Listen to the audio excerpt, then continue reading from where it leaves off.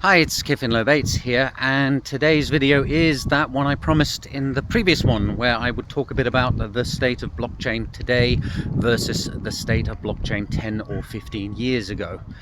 And I talked about how blockchain used to be a fringe activity by enthusiasts, and now it's at the verge of going mainstream, and also how I think that the original people involved, who were doing so out of certain philosophical and political beliefs, are not going to be happy about where blockchain is going to end up.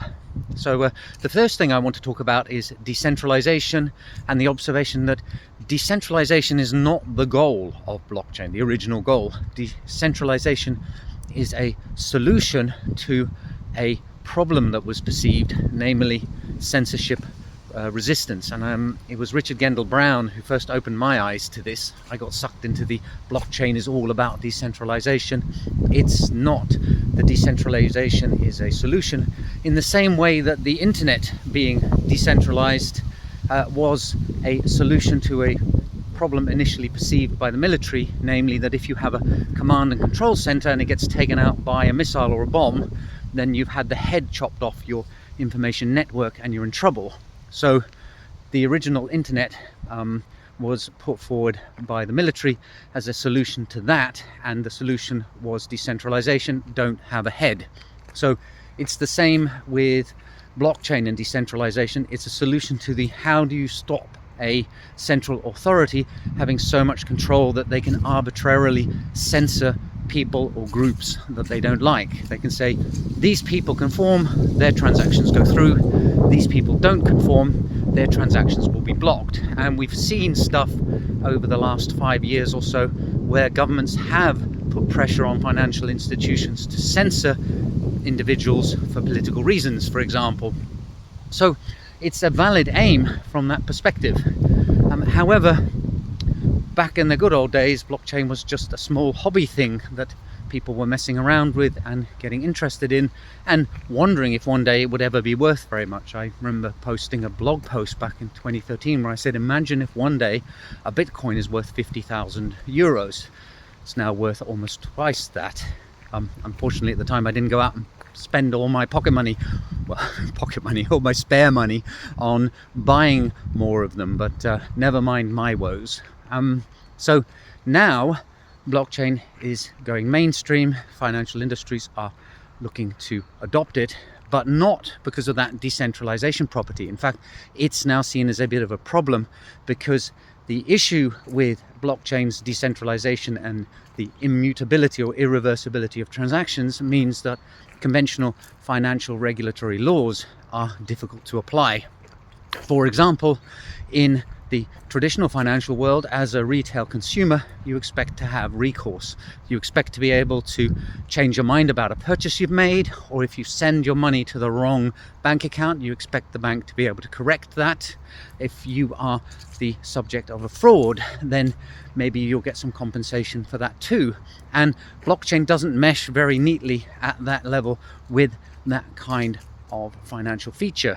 And when blockchain is finally adopted by the average person, they're not going to care about censorship resistance.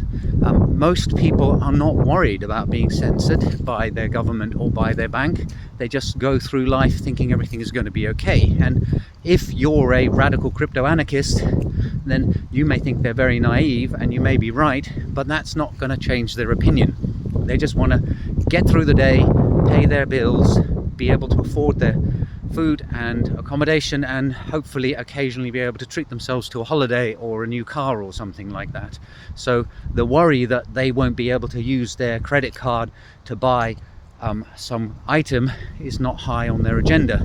And also, conversely, they're going to expect all that recourse. And as a result, when blockchains and tokens become adopted by society at large, there are going to have to be some big changes.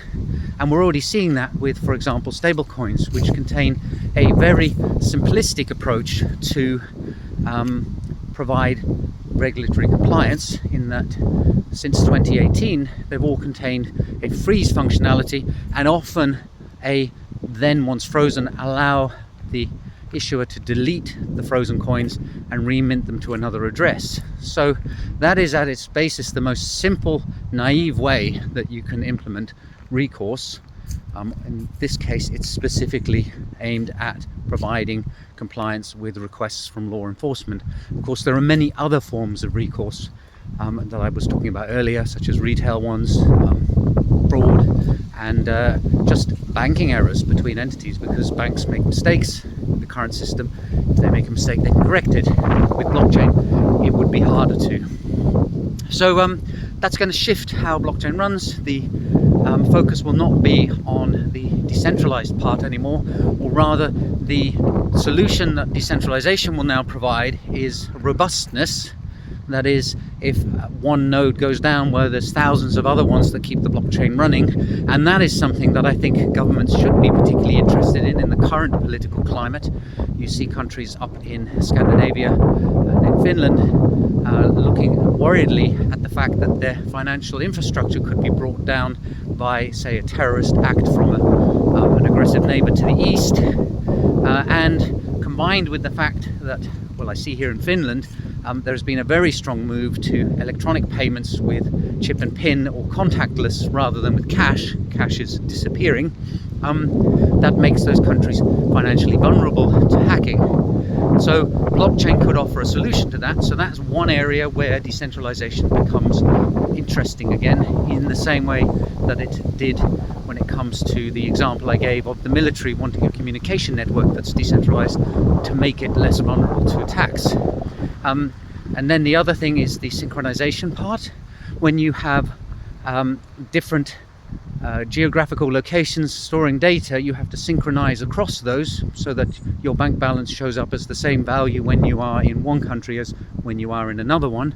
Blockchain handles that automatically. And then finally, interoperability. So we have a problem with our banking system in that transferring money between different jurisdictions can be quite tricky. Anybody who's tried to get paid through a wire transfer from the United States to a European country will understand this very clearly. It's costly and it takes days. You do a stablecoin payment and it arrives within seconds or minutes. And then if you're in Europe, because of a SEPA transfer, you can get it into your conventional bank account very, very quickly. So the stablecoins form a kind of international remittance and settlement system that doesn't currently exist because it's so fragmented. So it provides an ability to hop onto a standardized system, or at least a system where, although there may not be standards between different blockchains, there are methods that are pretty obvious for synchronizing between those different standards, which currently unfortunately do not exist in the existing banking systems. So as I said in the previous video, this is a substantial change in the perspective of what can be offered, and I happen to think that that's the unfortunate side effect of this all going mainstream, that it's not the original aims that cause it to be adopted. Its usefulness is being seen, and ultimately things get adopted when they're seen by a large enough number of people as being more useful than the system that existed before. And so we're back to that original example I gave. The internet may have been invented in a decentralized format to handle military attacks. Then it evolved into being decentralized because it was useful for initially an academic playground, and then from a commercial perspective where you're not beholden to a particular gatekeeper, although the internet does actually have gatekeepers, but that would be the topic for another video.